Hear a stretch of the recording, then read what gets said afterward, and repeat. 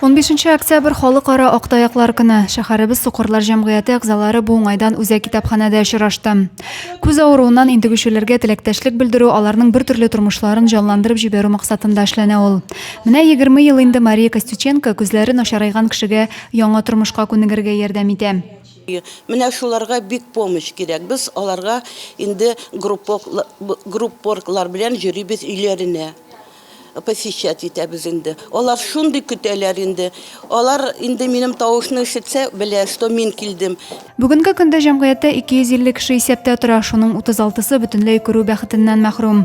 Аларның күбесе инде озак еллар авырулары белән көрәшергә мәҗбүр булса да, тормыштан ям табып яшиләр.